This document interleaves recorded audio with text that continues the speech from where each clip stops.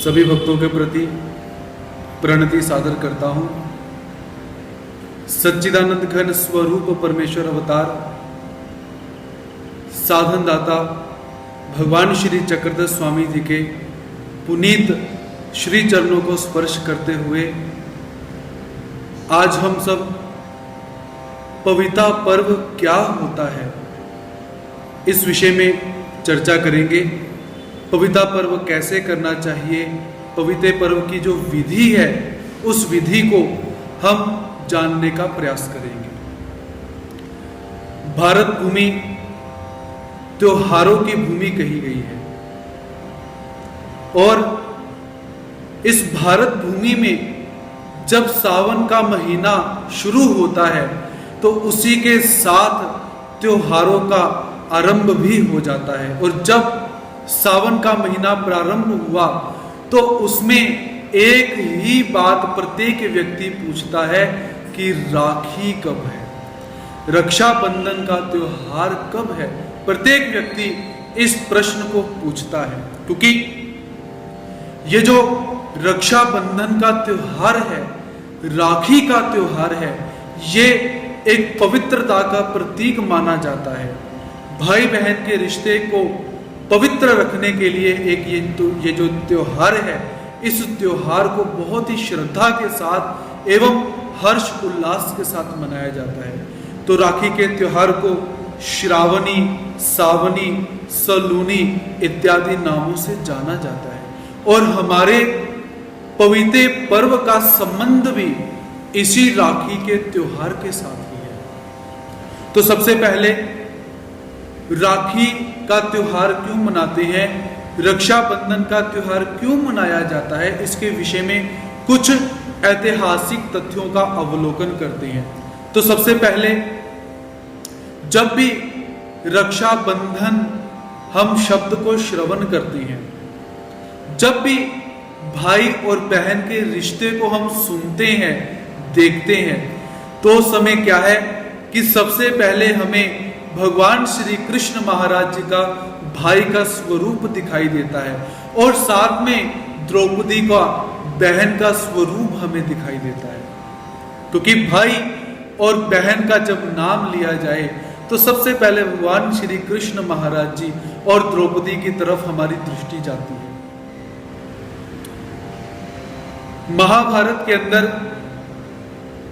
जब शिशुपाल भगवान श्री कृष्ण महाराज जी को अपशब्द कहता है, जब शिशुपाल ने भगवान श्री कृष्ण महाराज जी के प्रति 99 अपराध कर दिए हुए हैं और 100वां अपराध जब शिशुपाल ने करा तो उस समय भगवान श्री कृष्ण महाराज जी ने सुदर्शन चक्र को प्रकट किया और शिशुपाल का उद्धार किया। उस प्रसंग में ऐसा कहा जाता है कि भगवान श्री कृष्ण महाराज जी की उंगली पर सुदर्शन चक्र के कारण घाव हो जाता है जिसमें से रक्त का प्रवाह निकलता है।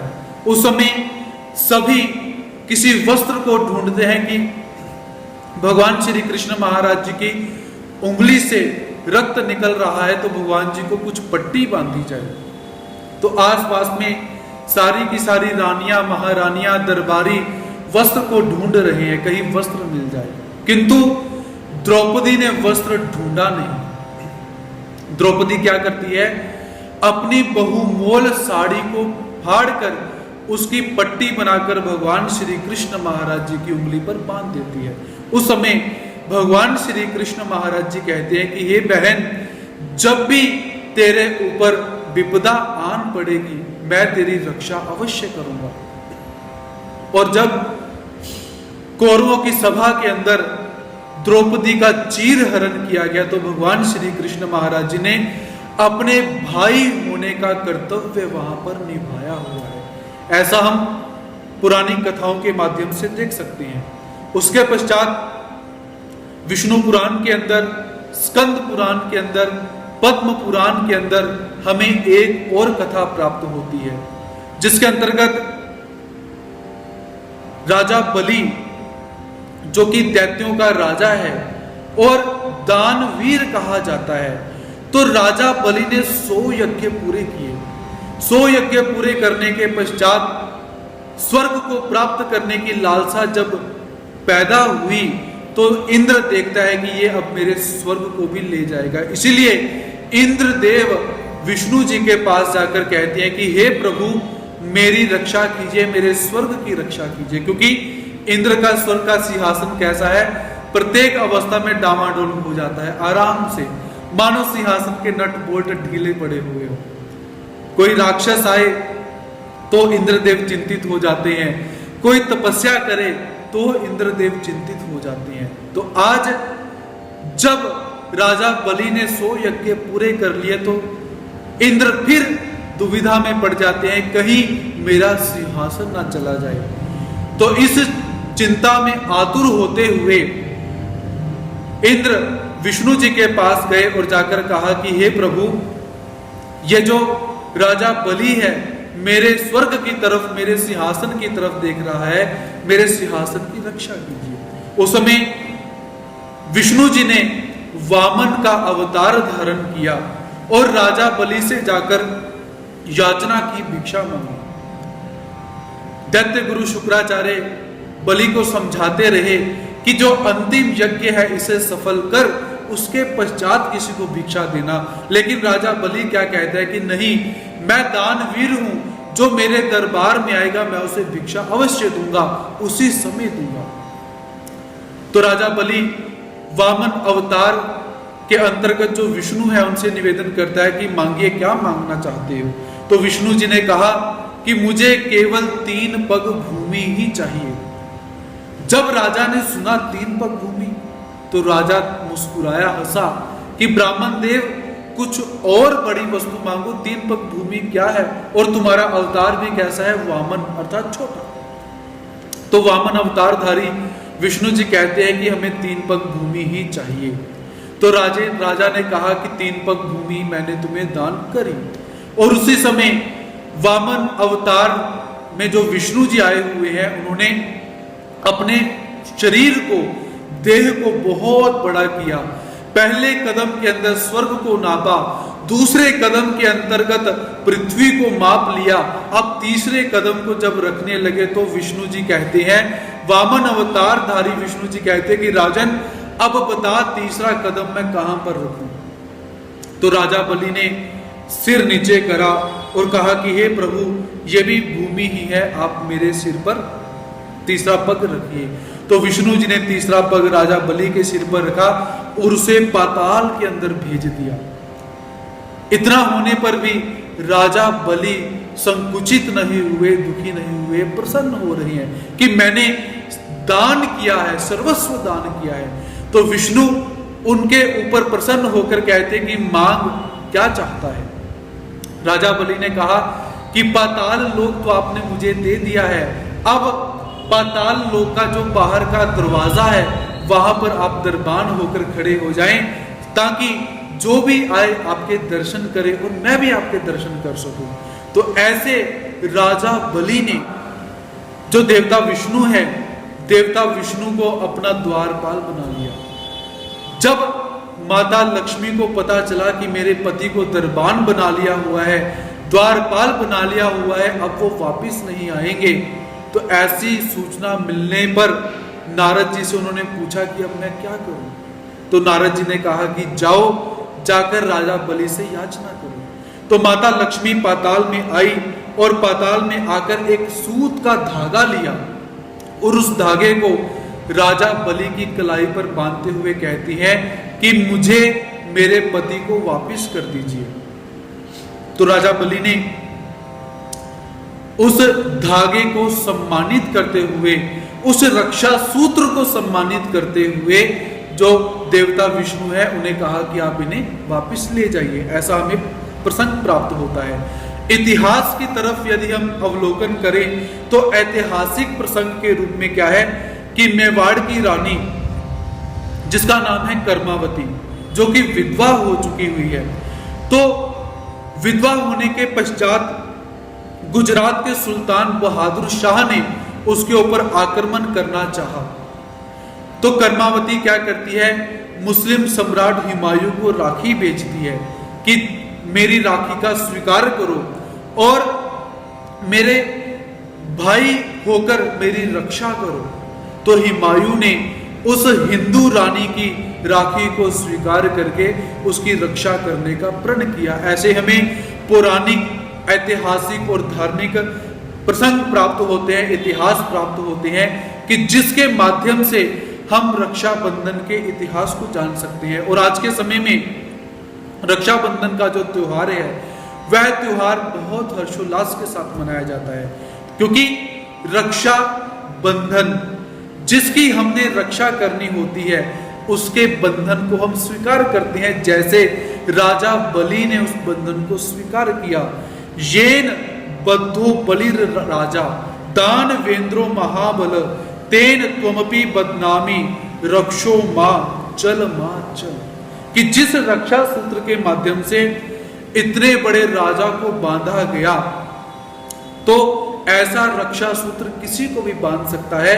और राखी से प्रार्थना की जाती है कि हे रक्षा सूत्र, मेरे इस संकल्प को दृढ़ रखना, क्योंकि भाई बहन के रिश्ते को पवित्र रखने के लिए, पुनीत रखने के लिए ये रक्षा सूत्र बहुत महत्व का काम करता है।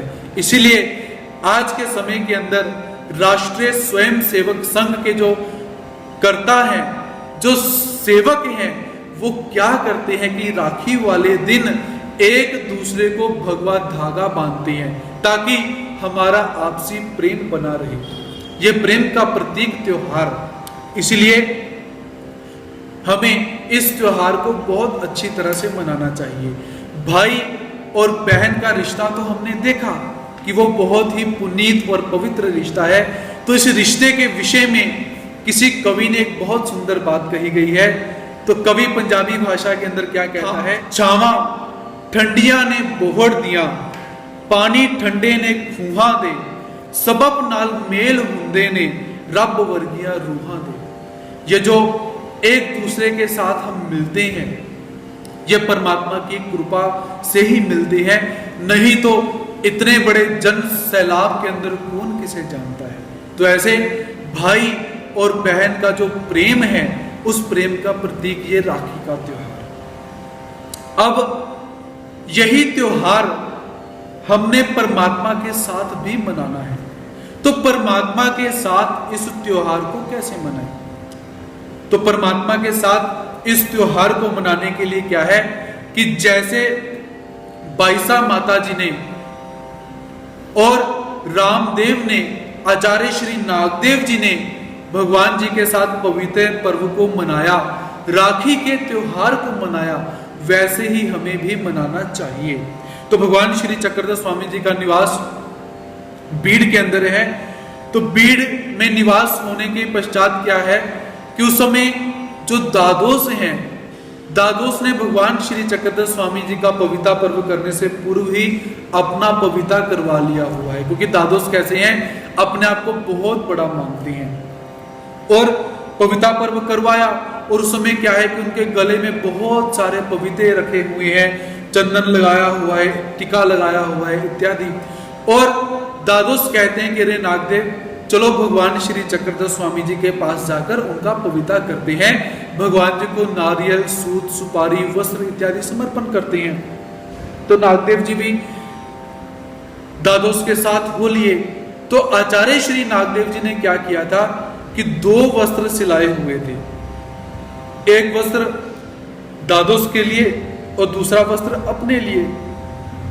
लेकिन जब आचार्य श्री नागदेव जी को पता चला कि हमने भगवान श्री चक्रधर स्वामी जी का पविता करने के लिए जाना है, तो उन्होंने क्या करा, जो वस्त्र दादोस के लिए बनवाया हुआ था वो वस्त्र भगवान जी के लिए रख लिया कि मैं जाऊंगा और भगवान जी को समर्पित करूंगा।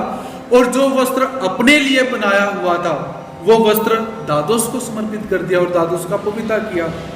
और दादोस अपने शिष्यों सहित भगवान जी के दर्शन के लिए चल पड़ते हैं, साथ में आचार्य श्री नागदेव जी। तो रास्ते में दादोस देखते हैं, भाई नागदेव ने अपने बगल में एक वस्त्र छुपा कर रखा हुआ है, ये क्या है? तो दादोस पूछते हैं, भाई नागदेव, ये तूने अपनी ताक पे क्या छुपा कर रखा हुआ है?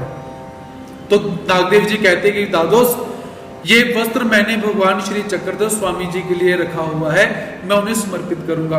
किंतु दादोस कहते हैं, भाई वो हमारे गुरु हैं, वो तुम्हारे गुरु नहीं है। उनको वस्त्र हम समर्पित करेंगे, तुम नहीं करोगे।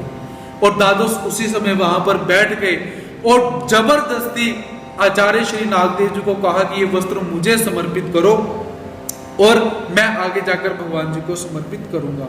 तो ऐसे वो जबरदस्ती वस्त्र अपने को समर्पित करवाया और भगवान श्री चक्रधर स्वामी जी के पास पहुंचे। दादोस ने भगवान श्री चक्रधर स्वामी जी का पविता किया, भगवान जी को नारियल, सूत, सुपारी समर्पित करा और वही वस्त्र भगवान जी को जब समर्पित करा तो भगवान जी ने क्या किया, उस वस्त्र को दूर फेंक दिया। भगवान जी ने स्वीकार नहीं किया, क्योंकि परमात्मा सब कुछ जानते हैं। फिर दादोस ने क्या किया, अच्छी तरह से तय लगाई और फिर भगवान जी के पास रख दिया। भगवान जी ने अपने श्री चरण से फिर उसे साइड पर कर दिया, अर्थात उस वस्त्र को परमात्मा ने स्वीकार नहीं किया। उसके बाद रामदेव ने क्या करा कि बाईसा जी को पवित्र समर्पित करे। बाईसा जी को पवित्र समर्पित किए, सभी ने बाईसा जी को पवित्र समर्पित किए। तो भगवान श्री चक्रधर स्वामी जी कहते हैं कि बाईसा, क्या तुम जानती हो कि रामदेव ने तुम्हें पवित्र क्यों अर्पण किए?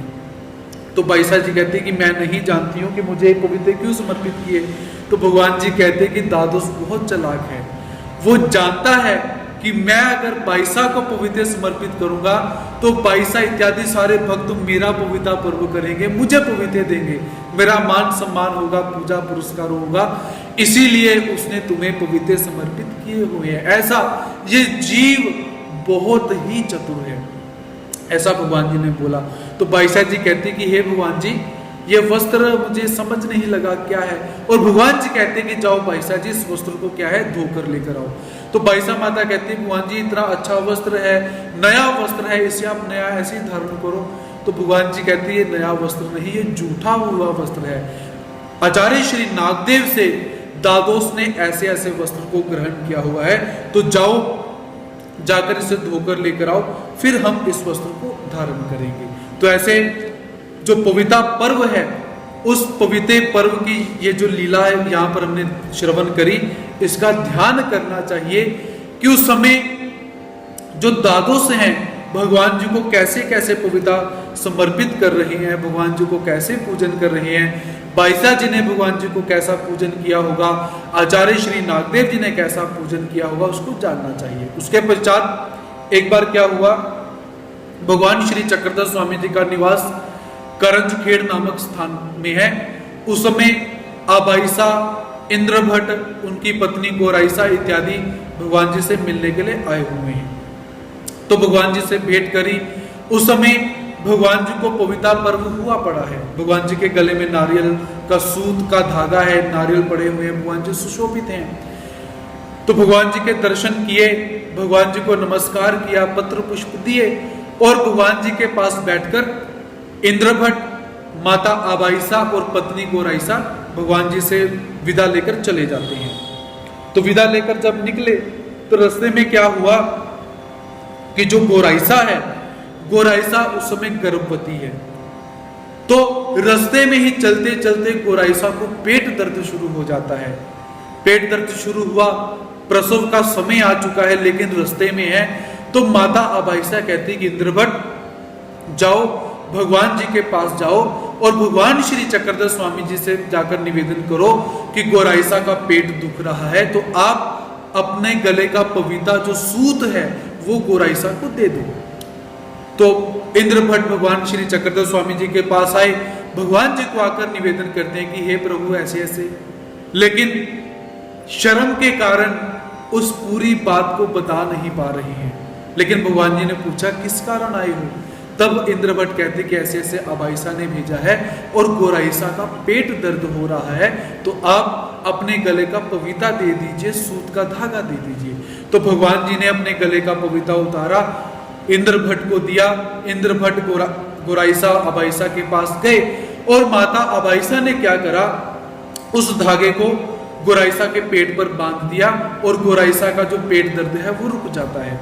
जब गोराईसा, आबाईसा और इंद्रभट्ट अपने घर पहुंचे तो घर पहुंचने के पश्चात क्या है, वहां पर गोराईसा की प्रसूति हो जाती है, प्रसव हो जाता है। ऐसा पवित्र पर्व का जो चरित्र है हम यहाँ पर देख सकते हैं। तो अब पविता पर्व होता क्या है? पवित्र शब्द ये संस्कृत में से आया हुआ है। पू प्लस क्त धातु लगकर पवित्र शब्द बनता है, और पवित्र शब्द का अर्थ होता है पवित्र किया हुआ। जिस धागे को पवित्र किया हुआ होता है उसे पवित्र, उसे सूत भी कहा जाता है और पविता भी कहा जाता है। और जब पू धातु को इत्र प्रत्यय लग जाता है तो उसका मतलब होता है पवित्र, पुनीत। ऐसा ये धागा जो है सूत का, ये पवित्र धागा कहा जाता है। तो जब भगवान जी को हमने पविता समर्पित करना है, तो पविता कैसे समर्पित करना है कि सर्वप्रथम हमने एक नारियल लेना है, उस नारियल के ऊपर सूत का धागा लगाना है, सबसे महत्वपूर्ण सूत का धागा। साथ में सुपारियां बांधिए, अच्छी तरह से उस नारियल को डेकोरेट कीजिए। जो मोती होते हैं, धागा होता है, उसको अच्छी तरह से सजाकर लगाकर उस नारियल को बनाएं और अच्छी सी डोरी लगाएं। भगवान जी को हमने नारियल समर्पित करना है, क्योंकि परमात्मा ही जीवात्मा के सबसे बड़े भाई हैं। सांसारिक संबंध तो है ही, किंतु परमात्मा इस जीवात्मा के सबसे बड़े भाई हैं, और परमात्मा ही ने ही जीवात्मा का रक्षण भी करना है। इसीलिए हम परमात्मा के पास जब जाएंगे तो हमने यही नाता रखना है कि हे प्रभु, आपने हमारी प्रत्येक स्थिति के अंदर रक्षा करनी है। तो परमात्मा के पास जाएं, मंदिर में जाएं, नारियल लेकर जाएं, वीणा अवसर लेकर जाएं, वस्त्र लेकर जाएं, तिलक लेकर जाएं, परमात्मा के लिए हार लेकर जाएं और भगवान जी को श्रद्धा पूर्वक पविता समर्पित करें। नारियल जिसके ऊपर सूत लगा हुआ है, सुपारियां लगी हुई है, अच्छी तरह से सजाया हुआ है, ऐसा पविता पर्व हमें करना चाहिए। उसी के साथ भगवान जी को तो हमने पविता पर्व किया। असन्निधान के अंदर यदि परमात्मा की कृपा से हमें गुरुजनों का सन्निधान प्राप्त हुआ है, तो हमने यही पविता पर्व महोत्सव, बहुत बड़ा उत्सव अपने गुरुजनों के पास जाकर भी हमने मनाना है। तो जैसे भगवान जी के साथ हमने पविता पर्व मनाया, वैसे ही अपने अपने गुरुजनों के पास जाकर भी हमने पविता पर्व मनाना है, क्योंकि गुरु इस समय हमें परमात्मा के पास ले जाने वाले हैं, परमात्मा का दर्शन कराने में समर्थ हैं, परमात्मा तक पहुंचाने में समर्थ हैं। इसीलिए गुरु का जो पूजन है, पविता पर्व है, वो करना चाहिए। तो उसके अंतर्गत जब गुरु पूजन करने के लिए हम जाएं, तो गुरु पूजन के समय में क्या है, सर्वप्रथम तिलक लगाना चाहिए। तिलक कैसे लगाएं? इन 2 उंगलियों से। परमात्मा को भी जब तिलक लगाना है, इन 2 उंगलियों से अक्षता लगाएं, हार डलवाएं, फिर श्रद्धा पूर्वक गुरु जी को पविता समर्पित करें। यथाशक्ति हो तो अष्टांग पूजा भी कर सकते हैं। उसके पश्चात और परमात्मा ने हमें यथाशक्ति दी है तो गुरुजनों को वस्त्र समर्पित कीजिए। वस्त्र के अंतर्गत यदि आपको पूजा का विधान पता है, तो आज के समय के अंदर जैसे हम अपने गुरुजनों का पूजन करते हैं, वैसे गुरुजनों का पूजन करना चाहिए। अच्छी सी गुरु जी के लिए टोपी बनवाएं, पगड़ी बनवाएं, दुशाला जो होता है वो दुशाला उड़वाएं, धोती का कपड़ा, जो कुर्ते का कपड़ा इत्यादि है, जो भी हमारी श्रद्धा है उस श्रद्धा के अनुरूप गुरु पूजन करना चाहिए। किसी वस्तु की पाबंदी नहीं है, किंतु यदि परमात्मा ने हमें दिया है तो परमात्मा के दिए पदार्थों में से ही हमने दान करना है। तो ऐसे श्रद्धा पूर्वक होकर अपने अपने गुरुजनों के पास जाकर गुरुजनों को भी श्रद्धा पूर्वक पविता समर्पित करना चाहिए। पविता पर्व गुरुजनों के पास जाकर मनाना चाहिए। तत्पश्चात गुरुजनों की आरती कीजिए, दंडवत डालिए और गुरुजी से निवेदन कीजिए कि आप ही हमारे रक्षक हैं, परमात्मा भी हमारे रक्षक है, आप भी हमारे रक्षक हैं। तो ऐसा शुद्ध भाव रखते हुए पविता पर्व मनाना चाहिए, राखी का त्योहार मनाना चाहिए। इसी के साथ आज के समय के अंदर हमारी जो बहनें हैं, माताएं हैं, वह भगवान जी को भी राखी बांधती हैं। हमारे घर में ठाकुर जी हैं, लड्डू गोपाल जी हैं, भगवान जी के विग्रह श्री मूर्तियां रखी हुई हैं, तो उनको भी राखी बांधी जाती है। बहुत अच्छा है, बांधिए, क्योंकि भाव आप किसी भी सीमा तक आप भाव को लेकर जा सकते हो। तो परमात्मा को भी राखी बांधिए, किंतु जो पवित्र पर्व है वो भी राखी का ही प्रतीक माना जाता है। तो आप उस सूत के धागे को, सूत्र को, राखी को नारियल के ऊपर बांधकर भी भगवान जी को समर्पित कर सकते हैं। तो ऐसा हिंदू संप्रदाय के अंदर जितने भी त्योहार हम मनाते हैं, उन त्योहारों में से सबसे अच्छा सौहार्दपूर्ण और भाई बहन के प्रेम का प्रतीक राखी एवं जीवात्मा के और परमात्मा के प्रेम का प्रतीक पवित्र पर्व का जो त्योहार 2 अगस्त को आने वाला है, तो सभी भाई बंधुओं ने, माता भगिनों ने इस त्योहार को बहुत अच्छी तरह से मनाना है। मंदिर में जाएं, नियमों का पालन करते हुए पवित्र लें, भगवान जी को पवित्र समर्पित करें, अपने अपने गुरुजनों को पवित्र समर्पित करें, और घर में हमने जो देव पूजा रखी हुई है, तो घर में भी पवित्र पर्व समर्पित करते हुए भगवान जी को अपने भाव समर्पित करें। तो सभी भक्तों को पवित्र पर्व की और रक्षाबंधन की बहुत बहुत बधाई देते हुए अपने शब्दों को यहीं पर विराम देता हूं। जय श्री कृष्ण। दंडवत।